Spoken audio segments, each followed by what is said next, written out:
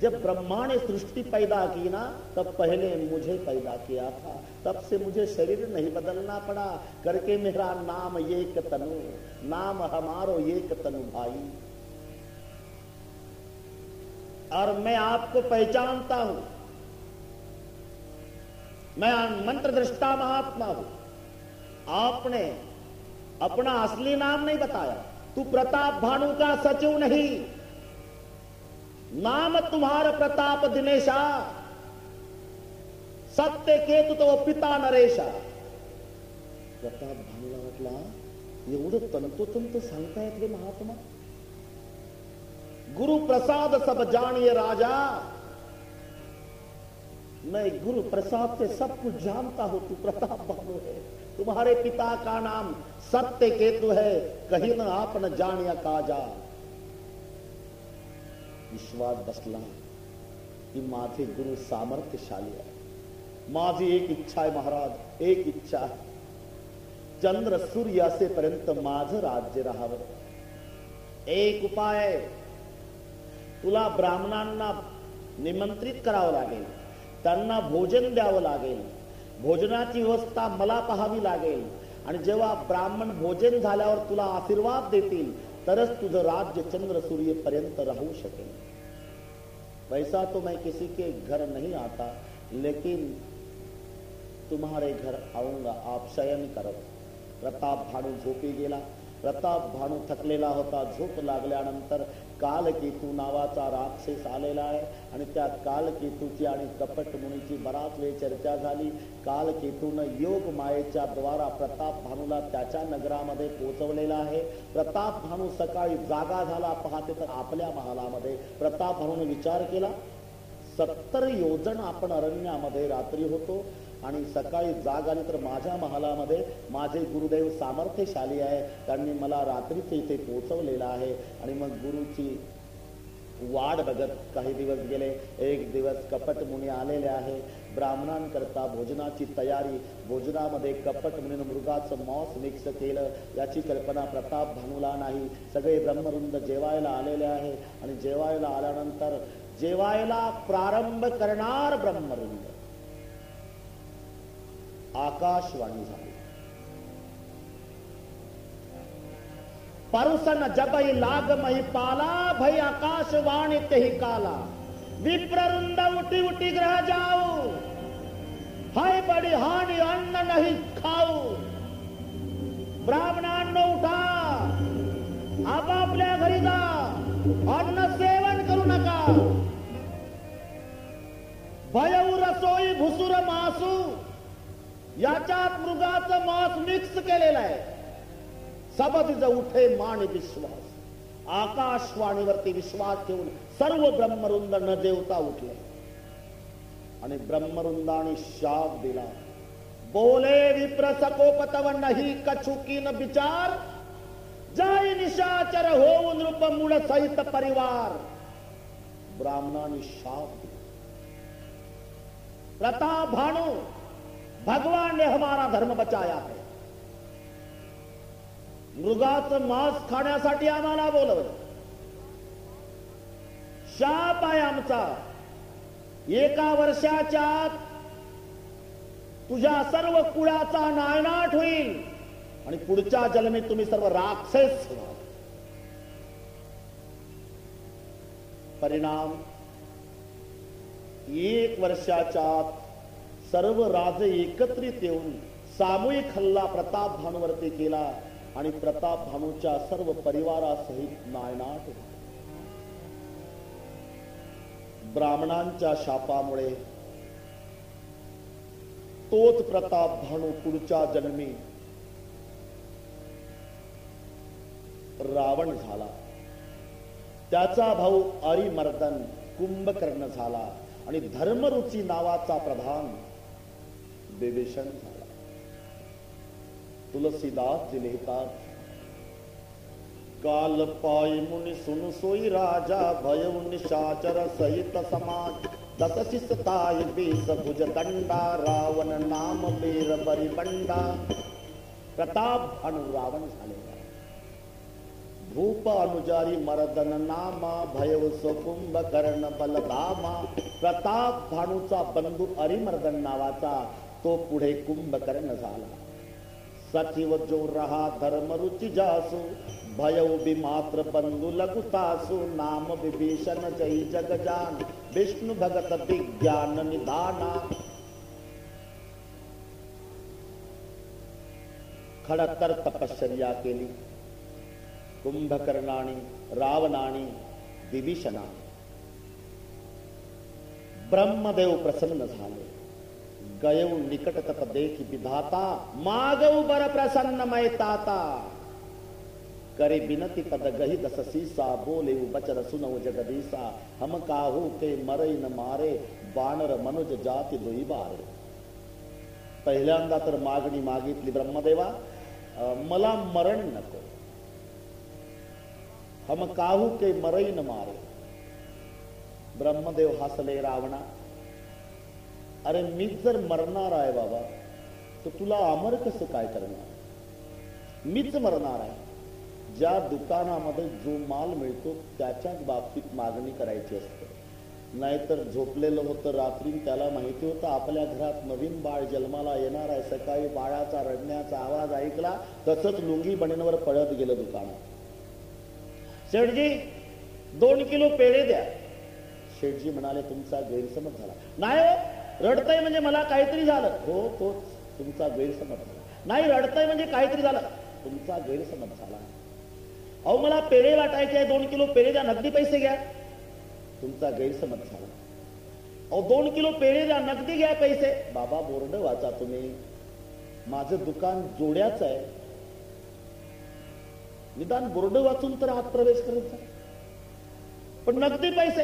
अरे बाबा जोडे उधार देतो उधार. पण पेढे नगदी सुद्धा मिळणार नाही. का माझं दुकान जोड्याचं. ब्रह्मदेव हसले. अरे मीच मरणार आहे रावणा तर तुला मर कसं करणार. जिथे जे मिळतं. एक लग्न होत नव्हतं बरेच वर्ष. जवळजवळ 15 वर्षे झाले लग्न जुळत नाही.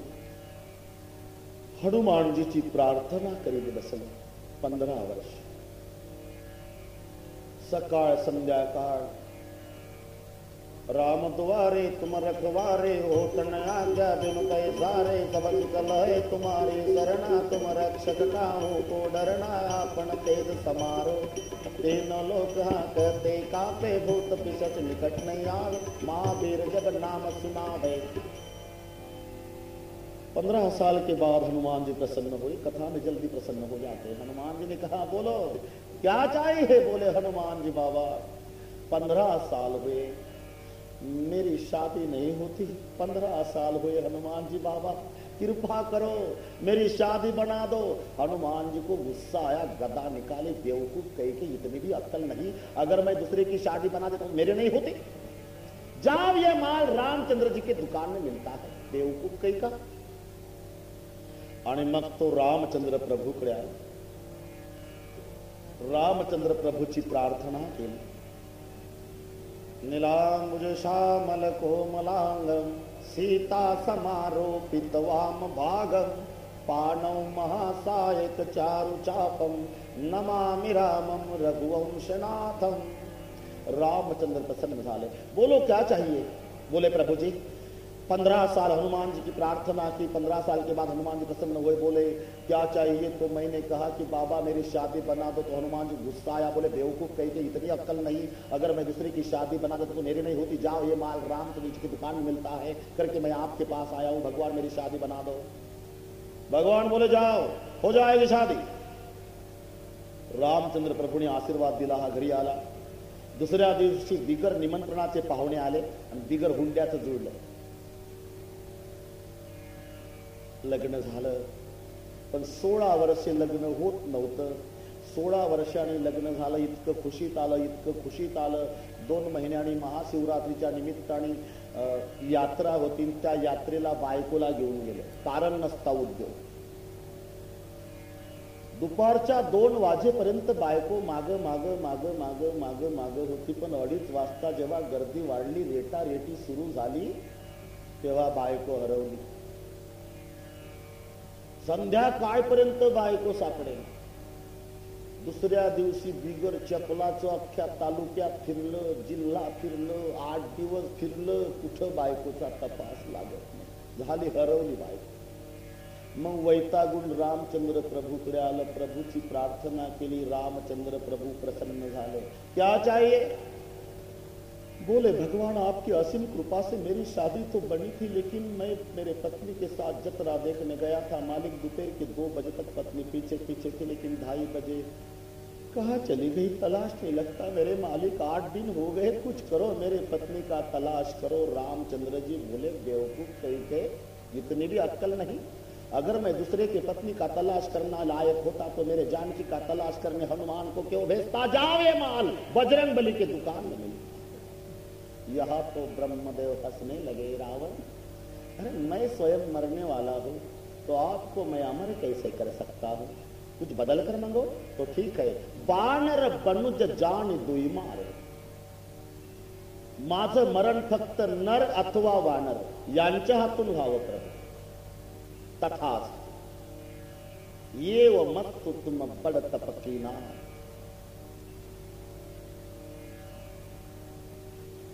कुंभकर्णाचा नंबर. आपको क्या चाहिए?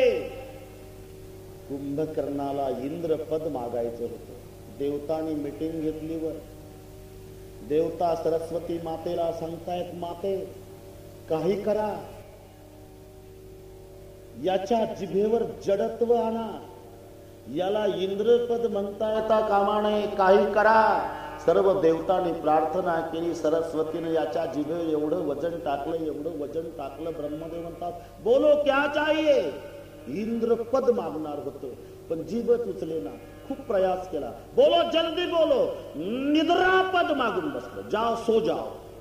इंद्रपद मागणार निद्रापद. जाओ. सारद प्रेरी तासुमती फेरी, मागिसी नींद मास शटकेरी. 6 महीना तक जाओ, सो जाओ. गए विभीषण पास पुनि कहे पुत्र बर मांगो, तेही मागे भगवंत पद कमल अमन अनुराग. बस मुझे तो भगवान की सेवा चाहिए. तथास्तु. अशा रीतीने तिघाची तपश्चर्या, तिघालावर तिघाचे विवाह झालेले आहेत. रावणानं आपला समाज, कुबेराचा खजाना लुटला, लंकेमध्ये राज्य प्रस्थापित केलं, नागकन्येचं अपहरण केलं. रावण सामान्य नाही. आपण विचार करा. शक्ती, भक्ती, सत्ता, संपदा, युक्ती, विद्वत्ता, सर्व गोष्टीचा विचार करा.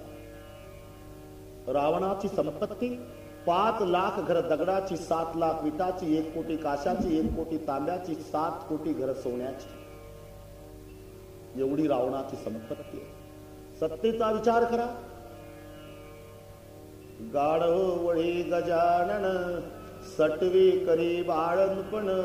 नाथ महाराज भावार्थ रामायणात लिहितात, सटवीकडे बाळणपणाचं काम, गणपती बाप्पाकडे गाढव वडायचं काम, अग्नीकडे कापड धुवायचं काम, वाऱ्याकडे अंगण झाडायचं काम, मेघाकडे पाणी शिंपडायचं काम, नवग्रहाच्या पायऱ्या, 33 कोटी देवता बंदीखान्यात ज्याची सत्ता आहे.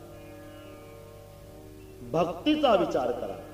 रावणाची रोजची पूजेची तयारी करून देण्यासाठी 14 माणसं होती. तांब्या घासून द्यायला एक, कमळ आणायला एक, दुसरं भस्म आणायला, अशी 14 माणसं होती. आणि 6 ते 7 घंटे रावण भगवान शंकराची पूजा करत असे. 1000 कमळ वाहण्याचा नियम. एक दिवस 999 कमळ वाहल्या गेली. 1 कमळ कमी पडलं. रावणाला प्रश्न पडला, उठाव. भक्तीत अंतर पडतं. न उठावं तर कमळ कमी पडलं. रावण उठला नाही आणि भक्ती अपूर्ण ठेवली नाही. स्वतःच मुंडकं तोडून पिंडीवर वाहलं, शिरकमळ म्हणून, पण भक्ती पूर्ण केली. एवढी भक्ती आहे रावणाची. कुठलं सुटलं कोणी रावणाला नावं ठेवत असेल तर त्याला इलाज नाही, पण भक्तीचा विचार करा.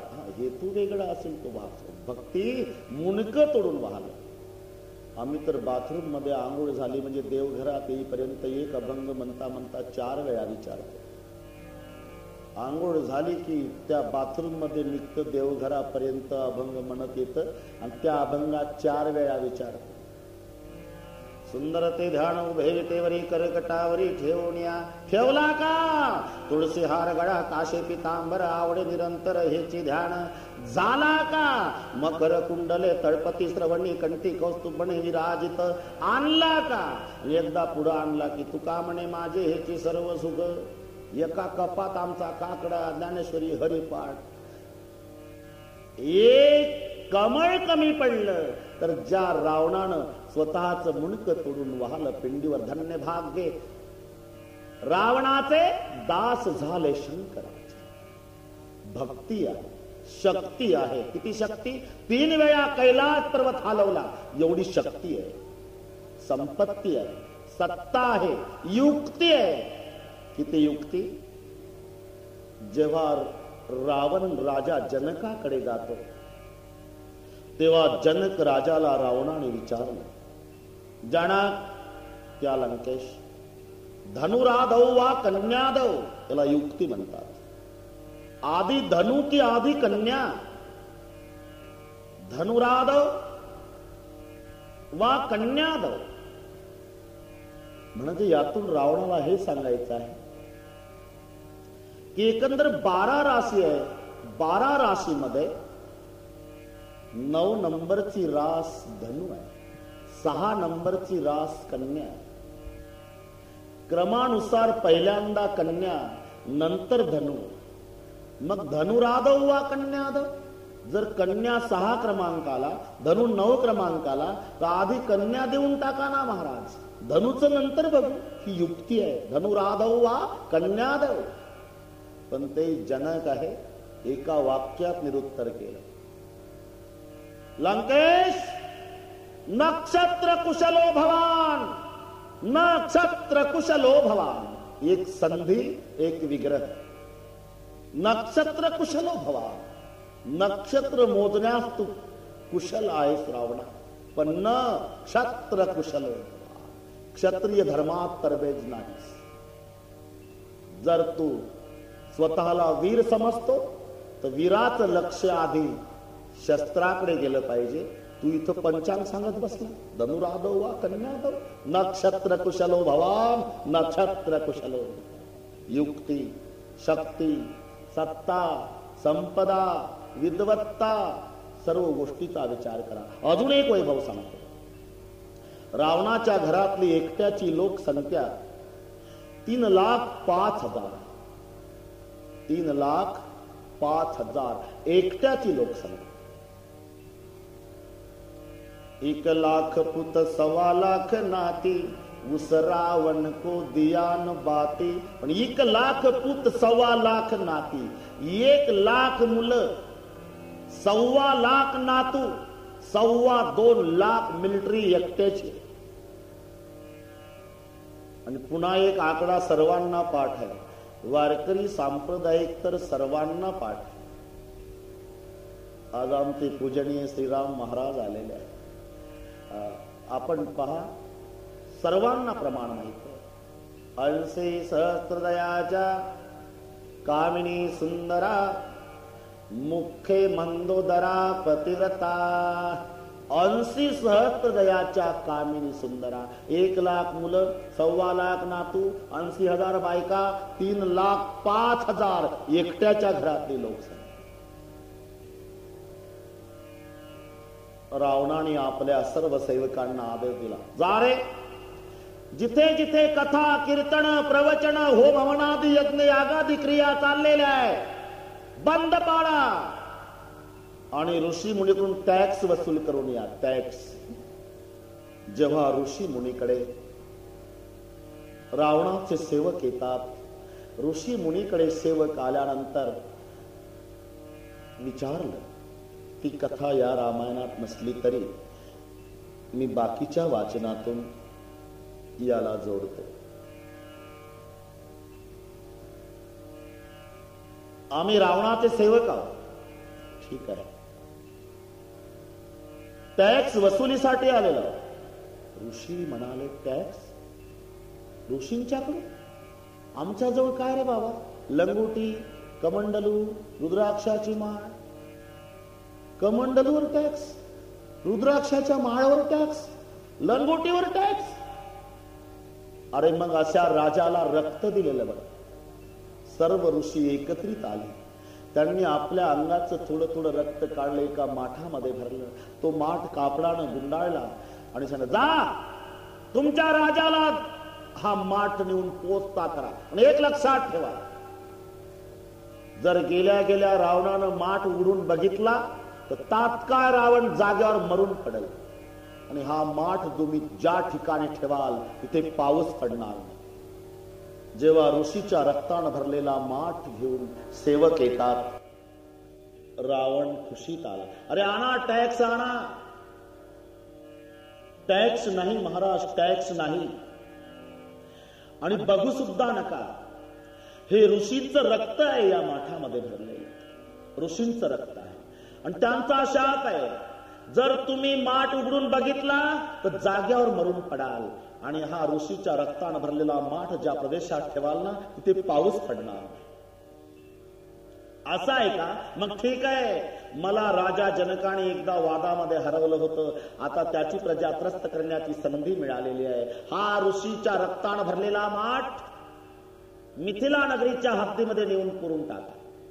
सेवकांना सांगितल्याप्रमाणे सेवक तो ऋषीच्या रक्तानं भरलेला माठ घेऊन रात्रीचा मिथिला नगरीच्या हद्दीमध्ये नेऊन पुरतात. परिणाम, मिथिला नगरीमध्ये पाऊस पडेना. पूर्ण आवर्षण, जिकडे तिकडे दुष्काळ, सर्व त्रस्त झाली प्रजा. राजा जनकाने शतानंदजीला विचारलं, महाराज अब क्या किया जाए? शतानंदजीने जवाब दिया, यज्ञ भवती परजन्यो. राजा, यज्ञ केल्याशिवाय पाऊस पडणार नाही. यज्ञासाठी भूमी निवडण्यात आली.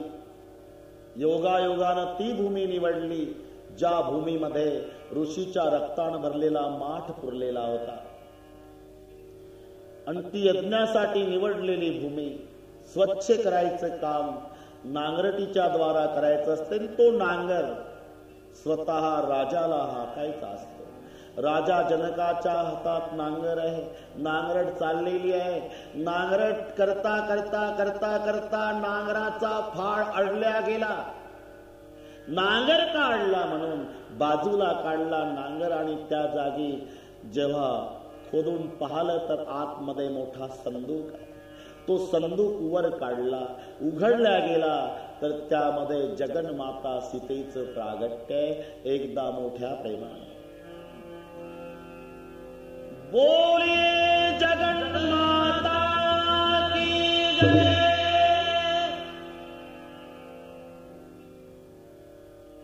नांगराच्या फाळाच्या शेवटच्या टोकाला हिंदीमध्ये सीत म्हणतात.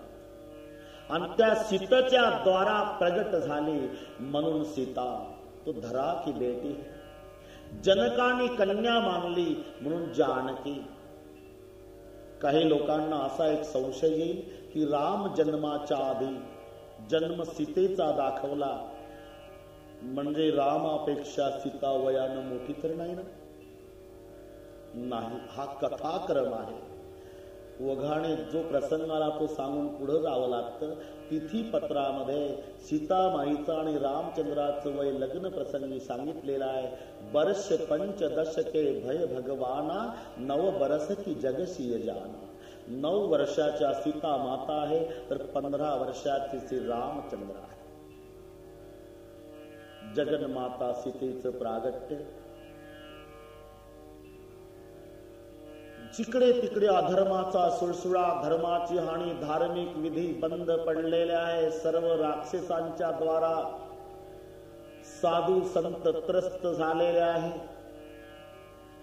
राक्षसांचा सुळसुळाट झालेला आहे.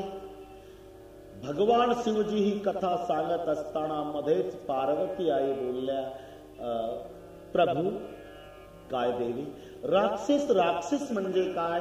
राक्षस त्याला म्हणतायत पार्वती. वाढे खलबऊ चोर ज्वाराचे लंपट परधन परदारा मानही मातु पिता नाही देवा साधुन सन करवा नाही सेवा साधुन सन करवा नाही सेवा. वाढे खलबऊ चोर ज्वाराचे लंपट परधन परदारा मानही मातु पिता नाही देवा साधुन सन करवा नाही सेवा साधुन सन करवा नाही सेवा.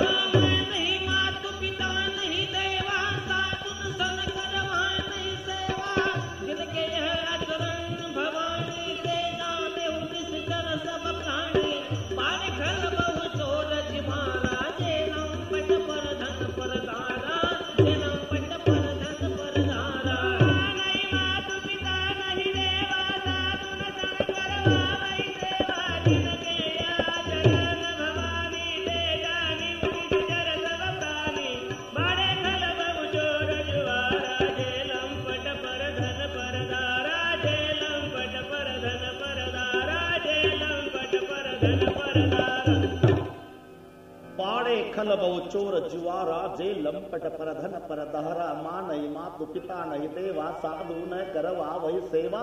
जिनके यह आचरण भवानी ते जानेहु निशिचर सब प्राणी.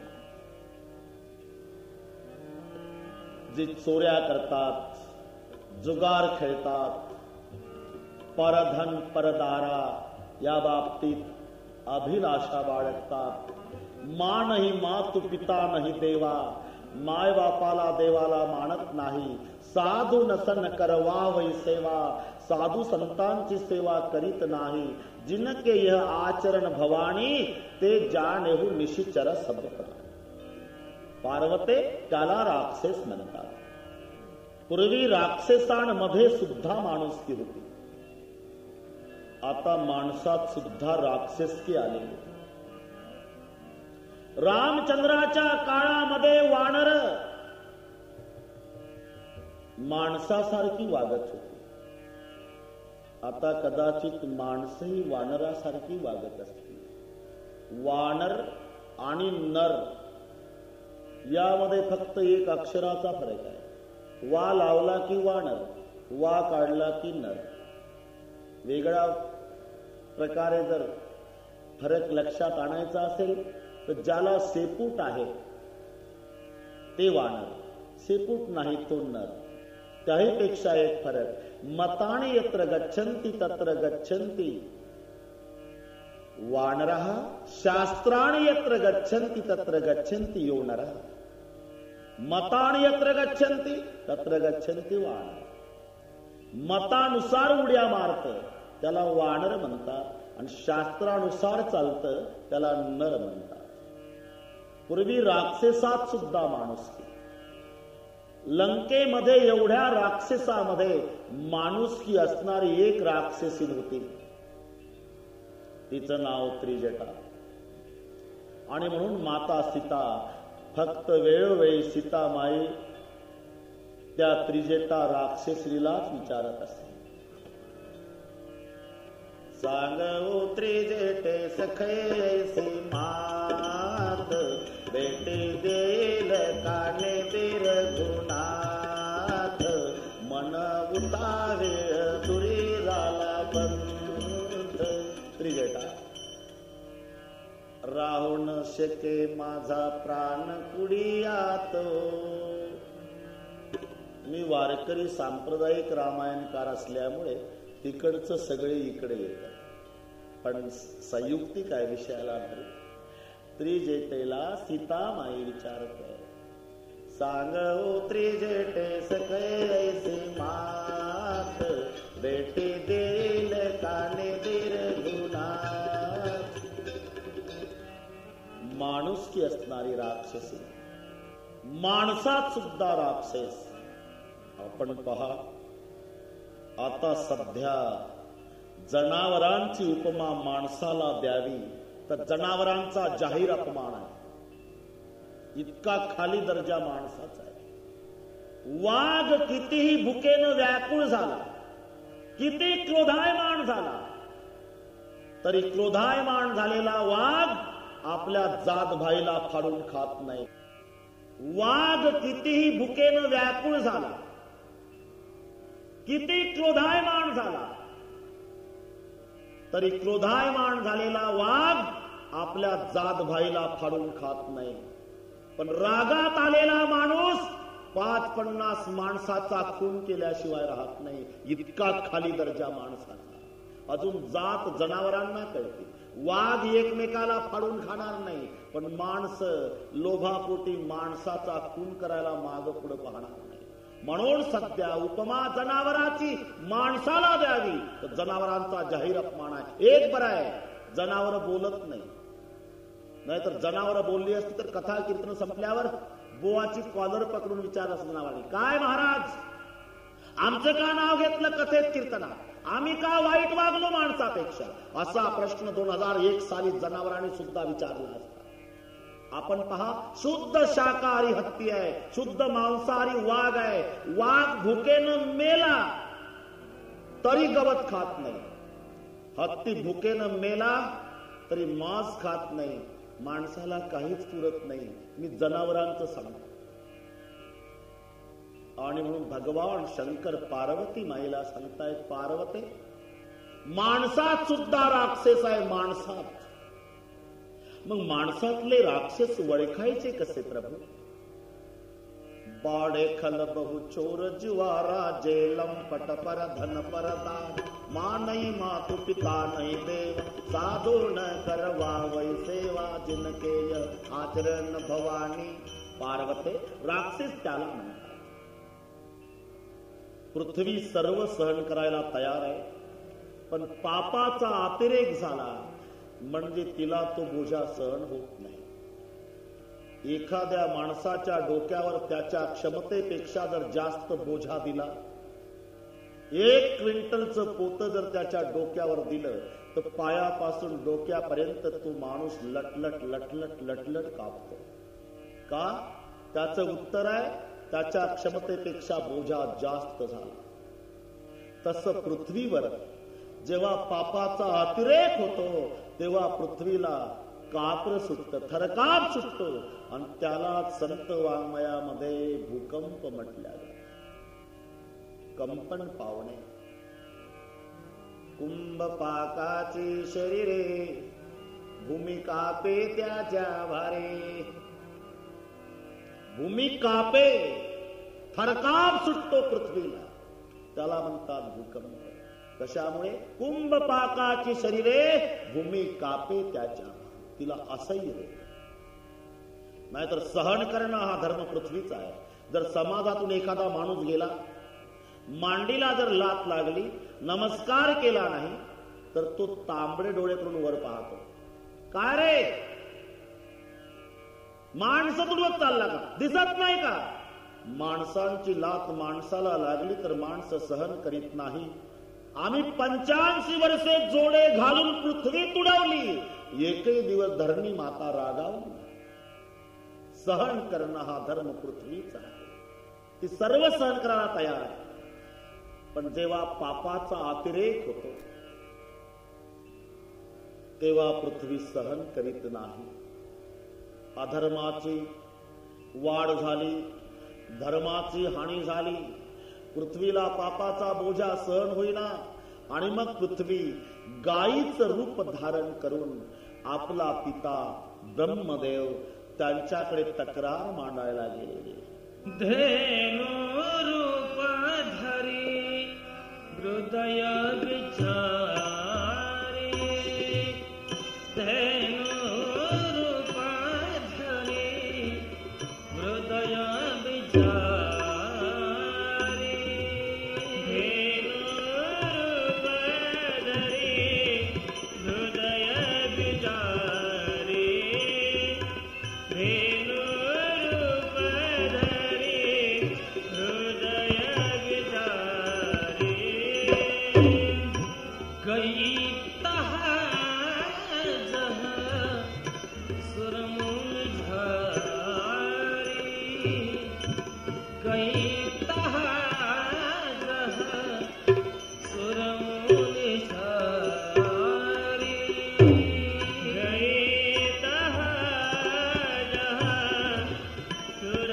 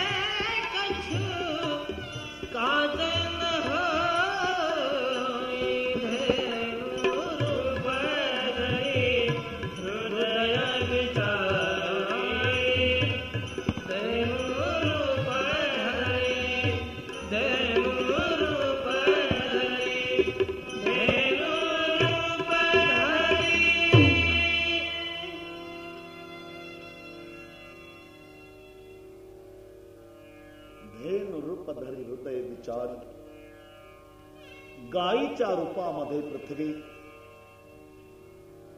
आपला पिता ब्रह्मदेव त्यांच्याकडे जाऊन रडू लागले.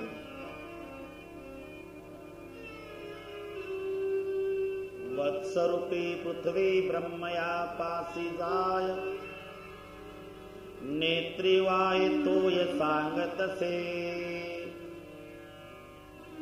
बुडविला धर्म अधर्म झाला भार, सोसरेना भार मज आता. निज संताप सुनाय सिरोई, काहू ते कछु काज न हो. ब्रह्मदेवाने पृथ्वीचं सांत्वन केलं. सुरमुनि गंधर्वा मिलिकरी सर्वा गे विरंचिके लोका, संग गोतनुधारी भूमि विचारी परम विकल भय शोका. ब्रह्मा सब जाना मन अनुमाना, मोर कछु न बसाई.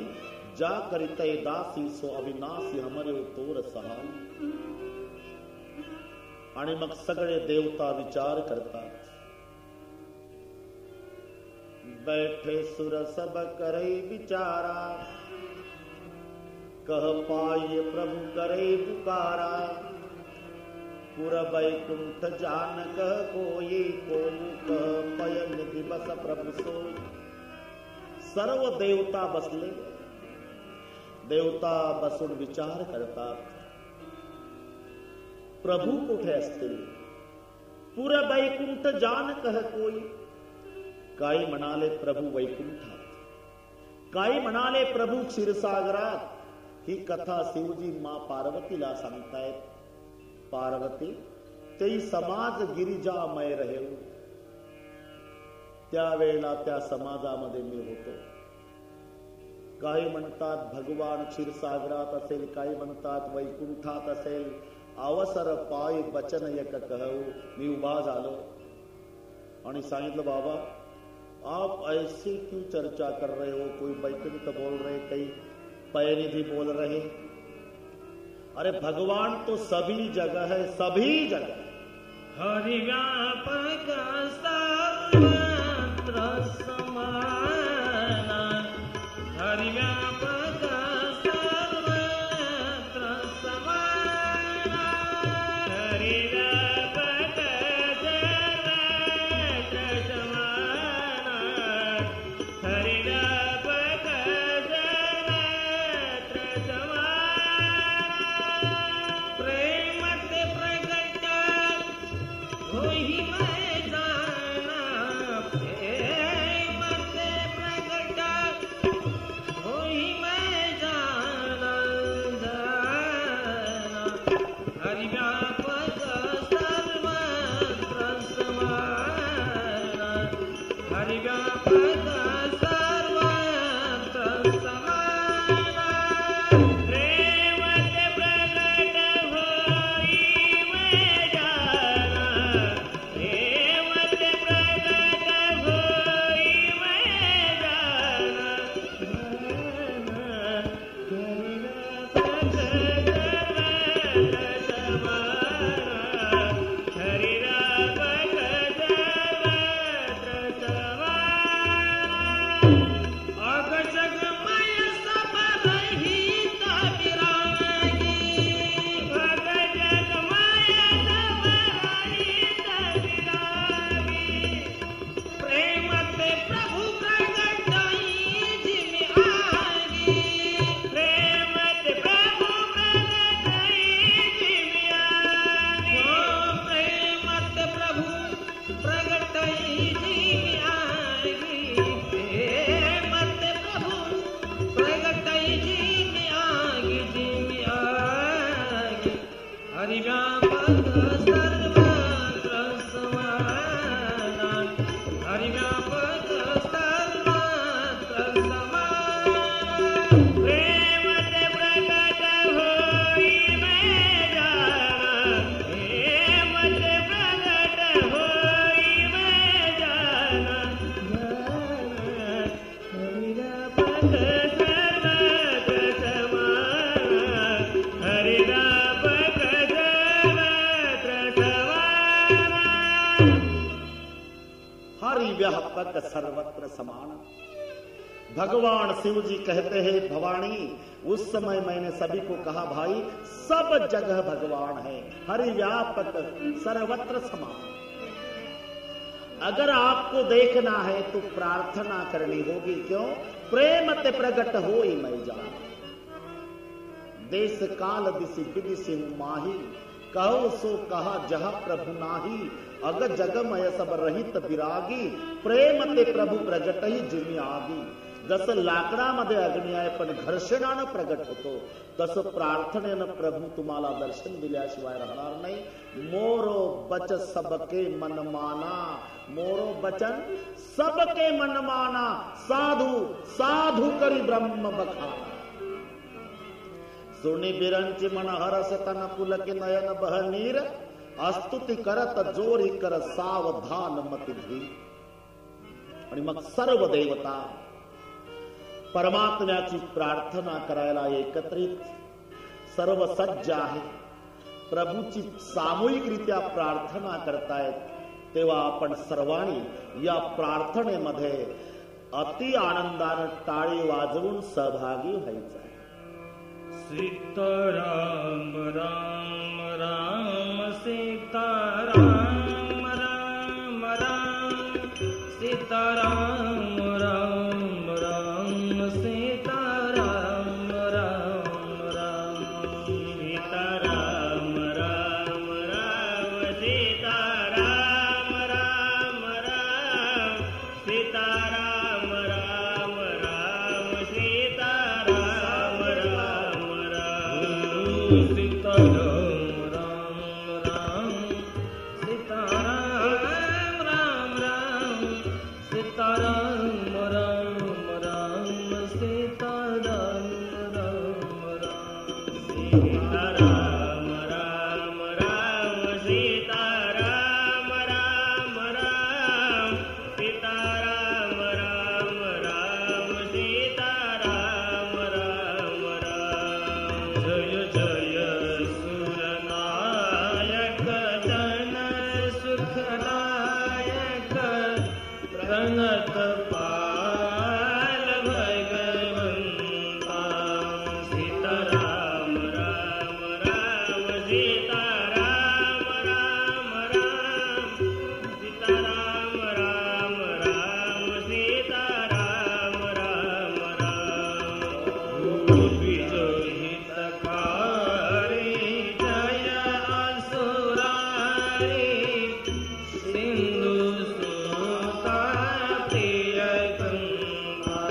सीताराम राम राम सीताराम राम राम सीताराम राम राम सीताराम राम राम।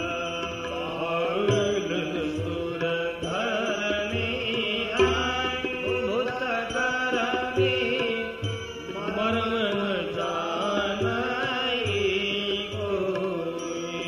सीताराम राम राम सीताराम राम राम सीताराम राम राम सीताराम राम राम। जो सहज कृपाला दीन दयाला, करहु अनुग्रह सोई।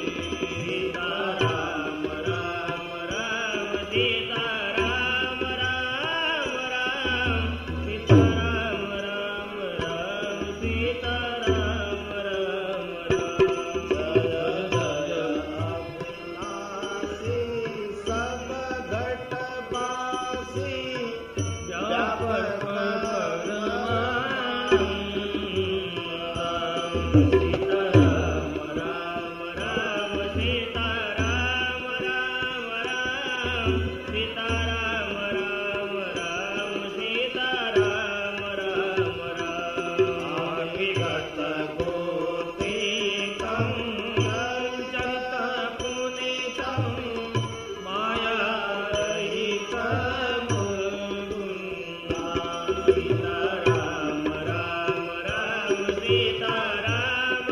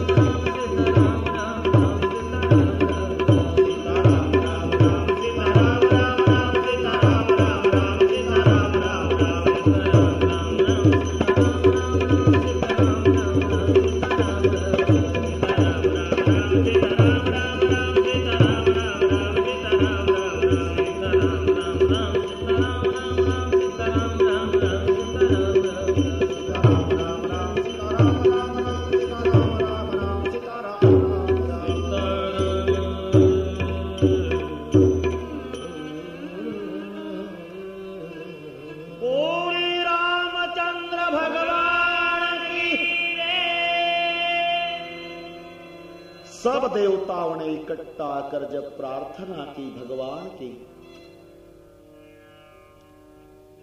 जय जय सुरनायक जन सुखदायक प्रणत पाल भगवंता गोद हितकारी, जय असुरारी सिंधु सुता प्रिय कंता पालन सुर धरणी अद्भुत करणी मर्म न जाने कोई, जो सहज कृपाला दीन दयाला करहु अनुग्रह सोई। प्रार्थनाओं के बाद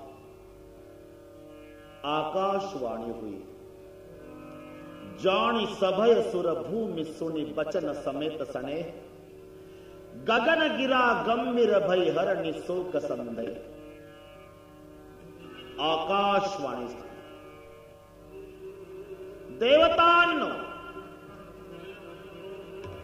जनि डर पौ मुनि सिद्ध सुरेशा, तुम्हें लागी धई हरो नर बेसा, अंसन सहित मनुजावतारा, ले दिनकर वंश उदारा, कश्यप आदिति महातप कीना, तिनकौ मैं पुरब बरदीना, ते दशरथ कौसल्या रूपा, कौशलपुरी प्रगट नर भूपा, तिनके ग्राव तरेऊ जाई, रघुकुत कुल तिलक जो चारेऊ भाई। आकाशवाणीच्या द्वारा सर्व देवतांना जेव्हा एक कळालं, तेव्हा गगन ब्रह्मवाणी सुनी काना, तुरत फिरे सुर हृदय जुडाना। ब्रह्मदेवाने सर्व देवतांना सांगितलं, तब ब्रह्मा धरणी समुजावा, अभय भई भरोस जी आवा। पृथ्वी निर्भय रहा। आकाशवाणी झालेली आहे। आकाशवाणीच्या द्वारा प्रभूने सांगितलेलं आहे की आतापर्यंत जेवढे आशीर्वाद दिले, शाप स्वीकारले, ते सर्व पूर्ण करण्यासाठी ज्या कश्यप आदितीला तपश्चर्येच्या अंतिमी वर दिलेला आहे, तेच आता दशरथ कौसल्या झालेले आहे. ते दशरथ कौसल्या रूपा कोसलपुरी प्रगट नर भूपा तिनके ग्रह अवतरेऊ जाई रघुकुल तिलक जो चारही भाई. नारद बचन सत्य सब करियहु परम शक्ति समेत अवतरेऊ हरि हऊ सकल भूमि गरुआई निर्भय हो देव समुदाय. ब्रह्मदेवाने सर्वांना सांगितलं, पृथ्वीला समजावून सांगितलं, बस निर्भय रहा, पृथ्वी निर्भय रहा. आणि ब्रह्मदेव सर्व देवतांना सांगतायत, प्रभू अवतार घेणार आहे, आपणालाही त्यांच्या कार्यात सहभागी व्हायचं आहे.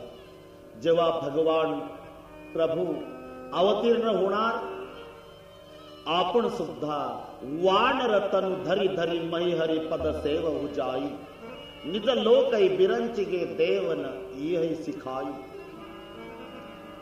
वानर रूपामध्ये आपण प्रभूला सहकार्य करायचं आहे.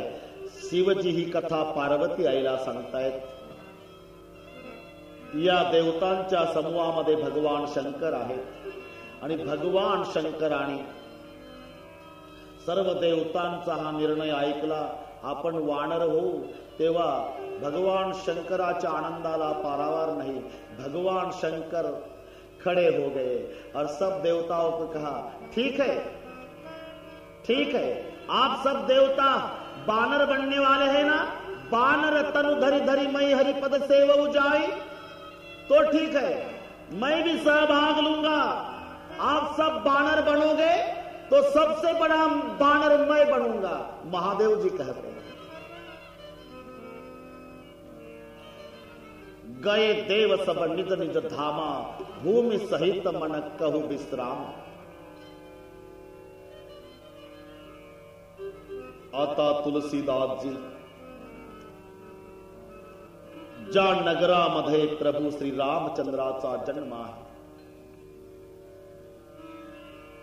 त्या पवित्र नगराचा उल्लेख करतात.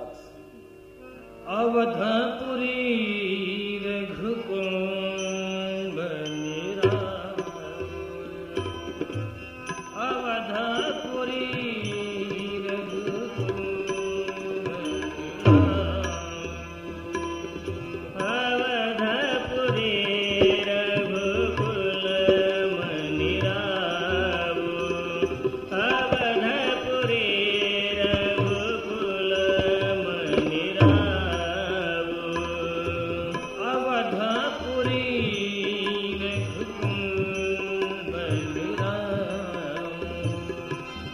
अवधपुरी रघुकुल